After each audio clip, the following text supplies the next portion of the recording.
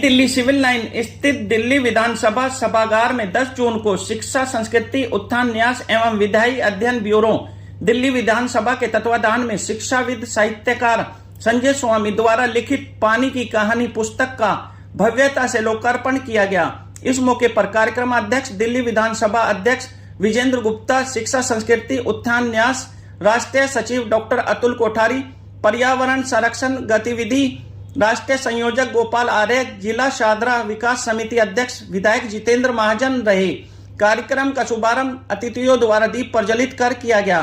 तत्पश्चात शिक्षा, संस्कृति, उत्थान न्यास द्वारा सभी अतिथियों का अंग वस्त्र एवं उपहार देकर सम्मान किया गया। कार्यक्रम के मध्य शिक्षाविद साहित्यकार संजय स्वामी द्वारा लिखित पानी की कहानी पुस्तक का लोकार्पण किया गया। इस मौके पर मुख्य अतिथियों ने अपने संबोधन में पुस्तक पानी की कहानी के उद्देश्यों को समझाते हुए शिक्षाविद साहित्यकार संजय स्वामी की भूरी भूरी प्रशंसा की। कार्यक्रम में अंतर्राष्ट्रीय कवि डॉक्टर प्रवीण शुक्ल, अखिल भारतीय विद्यार्थी परिषद के पूर्व राष्ट्रीय अध्यक्ष राजकुमार भाटिया, विद्या भारती के पूर्व महासचिव doctor Lalit Bihari Goswami, professor Niranjan Kumar, professor Geeta Singh, professor Praveen Garg, professor Ravindra Kumar Gupta, professor Avneesh Kumar एवं दिल्ली विश्वविद्यालय के अनेकों प्राचार्य, शिक्षक, छात्र छात्राएं मौजूद रहे।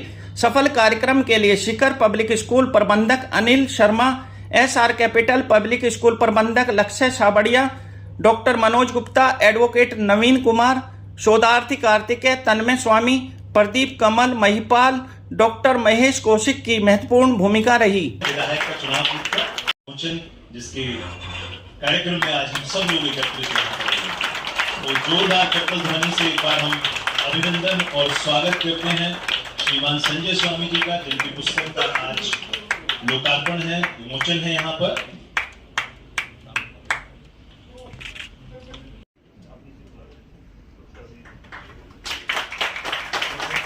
जिससे कि वे भी आए और स्वागत करें। बस जी हमारे बीच में है, तो मैं निवेदन पानी जैसे विषय को लेकर एक ऐसी कृति जिससे जब आप गुजरेंगे तो आपको लगेगा कि इसमें कविता भी समाहित है, इसमें संस्मरण भी समाहित है, इसमें कहीं कहीं पानी की कहानी भी चल रही है और कहीं कहीं ये लगेगा आपको कि आपका जीवन भी इस पुस्तक के साथ यात्रा कर रहा है। तो पानी जैसे विषय को लेकर पानी की कहानी को इस समाज की कहानी बनाकर, खुद लेखक की कहानी बनाकर और पाठकों की कहानी बनाकर यदि कोई व्यक्ति प्रस्तुत कर सकता है या जिसने यह कार्य किया है, उनका नाम संजय स्वामी होता है। तो मैं चाहता हूं कि एक बार हमारे संजय भाई के लिए पूरा सदन जरा एक बार बहुत जोरदार तालियां मेरे कहने से। पुस्तक प्राकृतिक संसाधनों, विशेष रूप से पानी के प्रति जो हमारी संवेदना, इस पानी की कहानी पुस्तक का लोकार्पण हो चुका है। मैं मेरी ओर से, शिक्षा, संस्कृति, उत्थान न्यास के देश भर के कार्यकर्ता की ओर से और आप सब की ओर से संजय जी का बहुत बहुत अभिनंदन करता हूं और शुभकामनाएं। इस कार्य को किया है, इस दृष्टि से इस कार्य की ओर दृष्टि डालने की आवश्यकता है। ये जो एक बहुत बड़ा संकट है देश और दुनिया का, इसका समाधान इस पुस्तक में देने का प्रयास किया गया है। शिक्षा, संस्कृति, उत्थान न्यास का एक ध्येय वाक्य है कि समस्या पानी की कहानी एक नई दृष्टि है। वैसे हमारे देश में कुछ नया नहीं है, लेकिन आज के संदर्भ में एक बहुत नई दृष्टि देने का प्रयास इस पुस्तक के माध्यम से संजय जी ने किया है। और बहुत कम समय की यात्रा में संजय जी ने इस कार्य को किया है। इसके पहले भी आपने पुस्तक लिखी है, कई लेख लिखते रहते हैं। इस देश में गीत गाए जाते थे, गंगा तेरा पानी अमृत जैसा। इस देश में गीत गाते थे कि जिस देश में नदी और पानी के किनारे संस्कृतियां फैलती हैं, लेकिन क्या आज ऐसा है? तो विचार करने पर ध्यान आएगा कि जिस भारत माता की जय करें, क्या वो सुजलाम सुफलाम है? जिस गंगा नदी को मां बोलते, क्या वो मां पवित्र है? तो हमको विचार करना पड़ेगा कि आज की कहानी क्या इस एक छोटे से बात से हमको नहीं लगता है क्या कि हमारे दादाजी ने तालाब देखे, पिताजी ने कुएं देखे, हम नल देख रहे हैं, हमारे बच्चे बोतल देख रहे हैं, आगे आने वाले क्या देखेंगे? इंजेक्शन पानी के इंजेक्शन, पानी के कैप्सूल मिलेंगे क्या? विचार करने की आवश्यकता है। हो सकता है आगे की कहानी ऐसी हो जाए, लेकिन ये हो सकने की स्थिति नहीं है, क्योंकि जब ऐसा होगा तो शायद ये सृष्टि नहीं रहेगी। स्वामी जी ने वही कहा कि जो आज से 32-38 साल पहले मैं कह कर आया था कि मुझे कार्यकर्ता बनना है, और ये घर आ गए। 38 साल बाद मैंने कहा पानी के ऊपर काम करना है, स्वामी जी घर आ गए। और हमने जो शुरू किया, मैंने अपने यहाँ शुरू किया कि हमारे यहाँ रेन वाटर हार्वेस्टिंग सिस्टम कहाँ लगे हुए।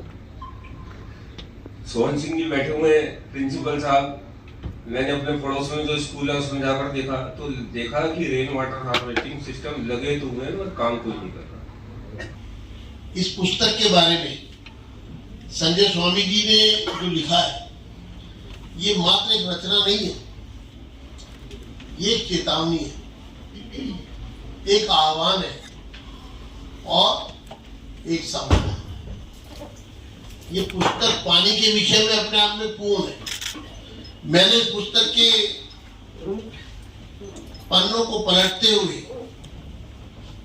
ये एहसास किया है कि ये पुस्तक घर की चार दीवारी में बैठकर नहीं लिखी गई है।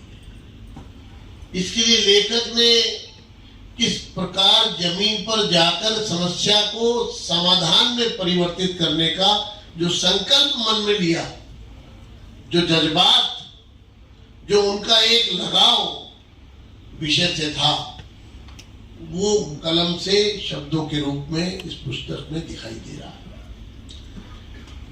इस पुस्तक में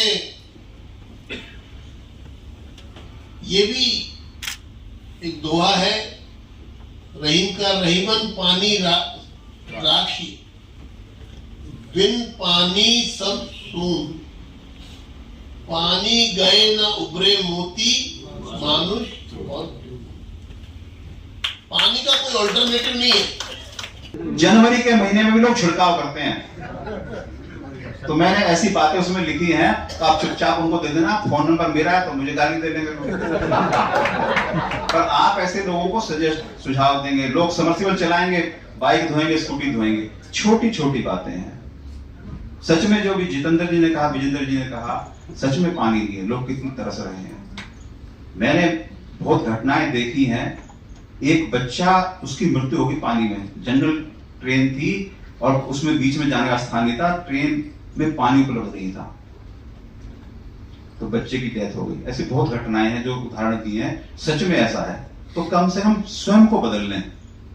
अगर हमने आज इस कार्यक्रम में आके इन पत्रक में या पुस्तक में लिखी एक दो बात भी अपना ली, तो माननीय अतुल भाई जी का, गोपाल जी का आना सार्थक होगा। माननीय विजेंद्र जी ने इतनी मेहनत करी है, वो आना सार्थक होगा। इसलिए कार्यक्रम तो है, हम चाय भी पिए, आगे मिलेंगे भी। आपकी शुभकामनाएं हैं, बहुत दूर दूर से कार्यकर्ता रात दिन पहुंच के आए हैं, परंतु मेरा कहना है कि कम से कम हम एक दो बातें अपना लें।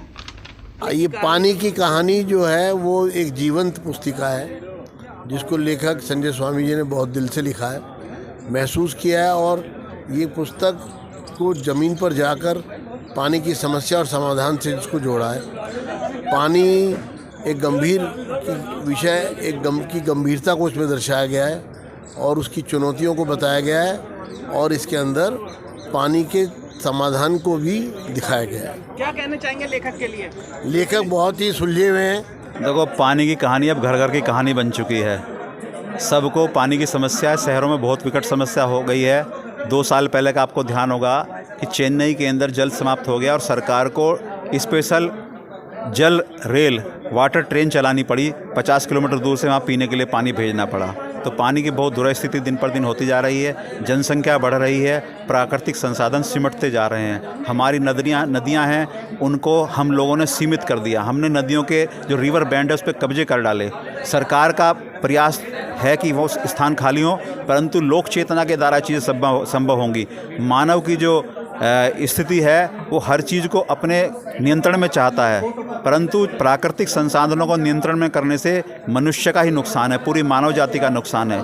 इसलिए इस पुस्तक के माध्यम से मैंने समाज को जल के प्रति संवेदनशील होने का आग्रह किया है। इसमें लेखों के माध्यम से, सूचनाओं के माध्यम से, हिदायतों के माध्यम से हम किस प्रकार से जल के स्रोतों को बचा सकते हैं, ये उनसे आग्रह किया है। किस प्रकार से हम अपने प्रतिदिन के जीवन में, घर में हम किस प्रकार से जल का उपयोग कर सकते हैं, दुरुपयोग को रोक सकते हैं, उसकी जानकारी मैंने इस पुस्तक में रखने का प्रयास किया है। स्वामी जी मेरे बाल सखा हैं। अभी बताया गया कि ये घर घर की कहानी है। मैं मानता हूँ ये घर घर की नहीं, जन जन की कहानी है। प्रत्येक जन के पास ये पहुँचनी चाहिए पुस्तक। प्रत्येक जन को इसके बारे में कार्य करना चाहिए, प्रत्येक जन को समझना चाहिए। और मेरा तो ये भी कहना है कि इसको हम बाल रूप से लेके चलें, बच्चों में सबसे पहले इस चीज़ को प्रसारित करें, ताकि जो आने वाली नई पीढ़ी है वो इसको जल्दी से समझेगी और बहुत जल्दी इसके ऊपर और काम भी होगा। और बहुत बढ़िया प्रयास है संजय जी का, बहुत बहुत धन्यवाद है, बधाई के पात्र हैं संजय जी इसके लिए। पानी की कहानी संजय जी ने बहुत ही मन से, दिल से, उनका जो दिल के जो भाव हैं वो इस कहानी में, उनकी किताब में उनके व्यक्त किए।